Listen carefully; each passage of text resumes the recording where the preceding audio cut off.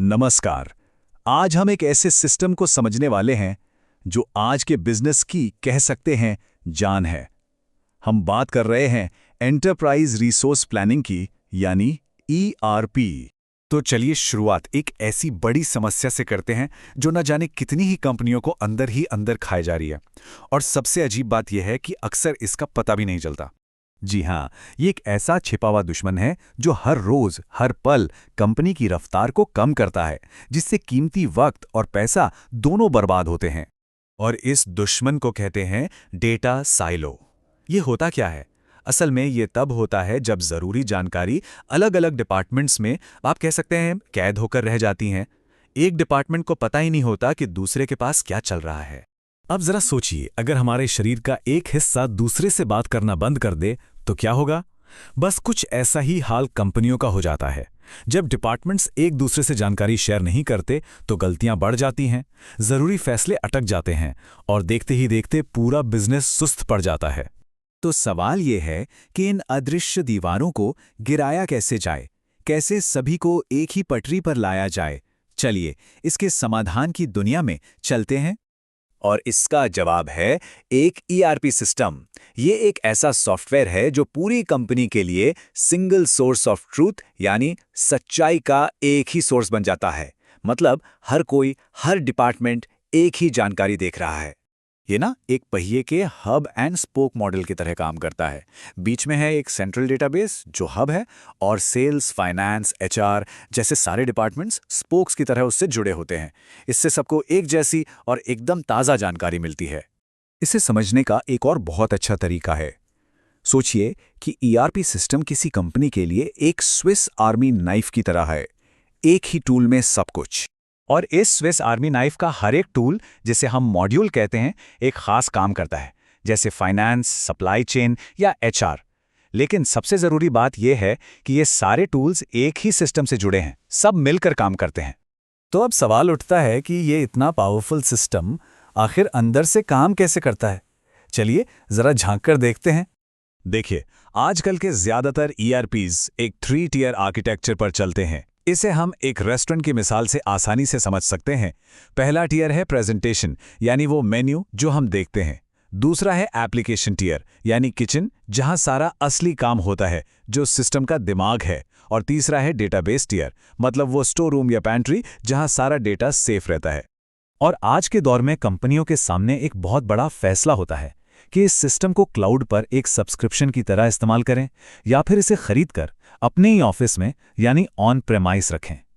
दोनों के अपने अपने फायदे और नुकसान हैं। लेकिन एक बात साफ है, किसी भी ईआरपी सिस्टम को लागू करना कोई छोटा-मोटा काम नहीं है। ये एक बहुत बड़ा दाव है।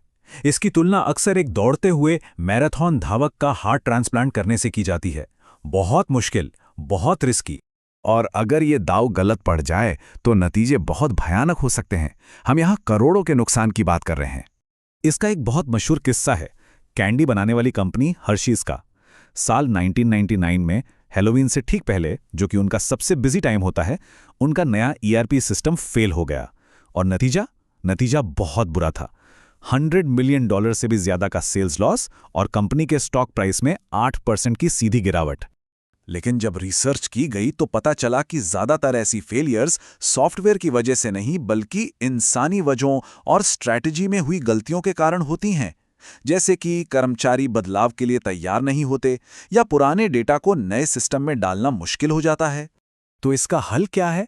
इसका हल अक्सर एक स्ट्रैटेजी में छिपा होता है, जिसे कहते हैं बिजनेस प्रोसेस री इंजीनियरिंग, या बीपीआर। इसका मतलब बिल्कुल साफ है। सॉफ्टवेयर को अपने पुराने, शायद बेकार हो चुके तौर तरीकों के हिसाब से बदलने के बजाय अपने बिजनेस के तौर तरीकों को ही सॉफ्टवेयर की बेस्ट प्रैक्टिसेस के हिसाब से बदल लिया जाए। और यही बात सफलता और विफलता के बीच का सबसे बड़ा अंतर तय करती है।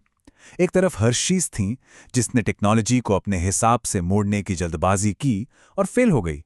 वहीं दूसरी तरफ एक और कंपनी थी, जिसने अपने लोगों को ट्रेन किया, अपनी प्रोसेस को बदला और सफल हुई।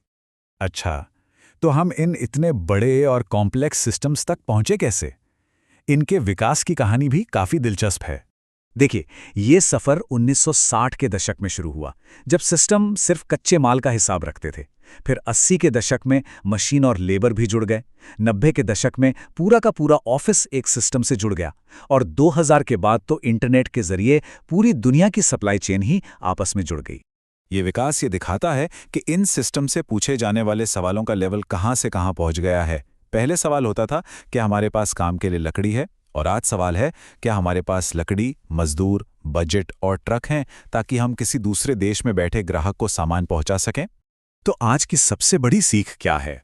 वो ये कि ईआरपी लगाना सिर्फ एक आईटी प्रोजेक्ट नहीं है, ये एक बिजनेस को जड़ से बदलने वाला प्रोजेक्ट है।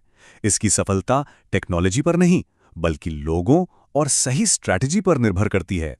और ये हमें एक आखिरी और बहुत गहरे सवाल पर छोड़ जाता है। आज के बिजनेस को आगे बढ़ाने के लिए ज्यादा जरूरी क्या है? उसकी प्रोसेस यानी काम करने का तरीका, या फिर उसकी टेक्नोलॉजी? सोचने वाली बात है ना?